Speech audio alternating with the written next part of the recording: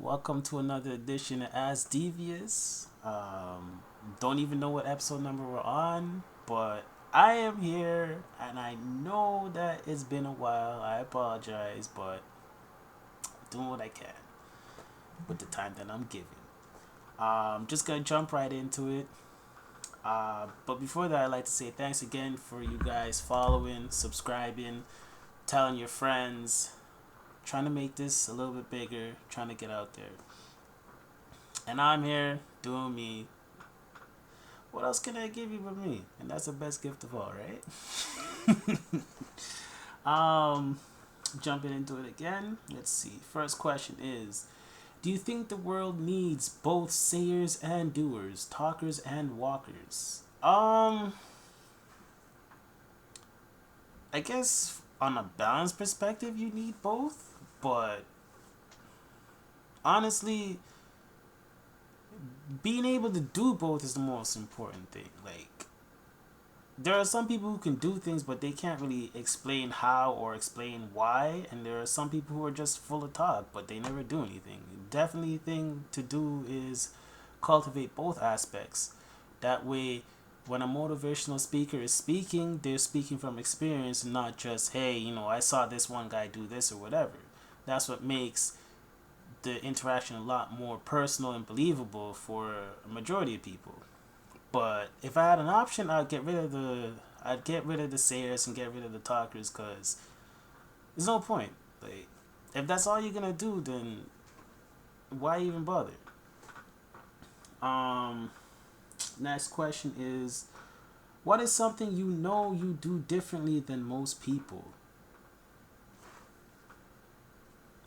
24/7, well, almost 24/7. Wearing my hood always, inside, outside, cold, hot, summer, winter, spring, fall, daytime, nighttime. I always have to have a hoodie. Um, Heavy or light, I don't care. Um, Maybe I'm looking towards this summer changing that a little bit, but that remains to be seen. Um, that's one thing I know for a fact. My way of thinking is definitely different than a lot of people, and those who know me have realized this when we talk or whatever the case may be, interact. I I'm awkward. Yeah, that's it. I'm awkward. Yeah. So that's definitely some of the things that I do differently. Um, do you press the elevator button more than once? No, I do not press the elevator button more than once. Oddly enough, I'm actually quite patient as far as that's concerned. I don't know why, because I'm actually not that patient in general, but hey, shit happens. But no, I don't press the elevator button more than once. I think one's enough. Um, I would press it more than once just to be a dick, but I remember I used to press like all of the buttons and then get stuck. But um, that was back when I was younger and I didn't know any better. I still don't know any better, but I'm not that young anymore, so I don't do much unless I'm trying to capture somebody. Um, what is the best kind of milkshake on a girl? No, I mean peanut butter chocolate milkshake. That shit was fucking awesome. I want some more.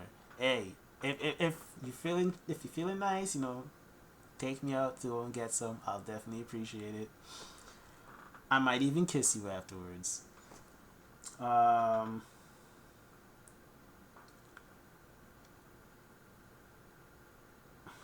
let's see. What else do we got? Compare and contrast the Marvel and DC cinematic universes. Why do you think they have succeeded and or failed? Um, okay.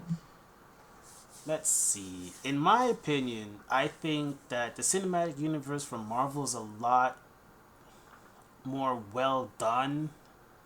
Um, and I guess more relatable to the source content, if that's yeah, it's more relatable to the source content. They try to stay as true as possible to the source material. While DC, they're focusing a lot on their bigger heroes. So is Marvel, but it's they can't seem to get it quite right. Like, I mean, the Superman movie was nice, and I liked it over the weird ass stuff back in the Superman Returns and all that. Not Superman Returns, Superman 1, 2, and 3, I think it was. All the kind of shenanigans they were doing in there, but that's a totally different story. The Superman Returns was. But The Man of Steel was a good movie. I definitely like the fact that they're gonna deal with the repercussions of him blowing up the entire freaking city. But that's kind of what happens when you're in a fight with superpowered people that can kick your ass. But that's a totally different topic. I think DC is far too skittish when it comes to their character selections and how they want things to be, whereas Marvel's kind of uh balls to the floor, you know? They're bringing out the Guardians of the Galaxy, for crying out loud, a talking raccoon, you know? And DC's like, hey, Wonder Woman's touchy, we have to get it just right. Like, no! You pick a version of a character and then you run with it. Like, you have to be able to say, okay, well, the fans mostly respond well to this iteration of the character, and then you say, okay, well, how can we put that into whatever setting that you guys are trying to make for the movie, where a lot of people are trying to go with, okay, if these were people in the real world in these times, how would things be? And that would be fine.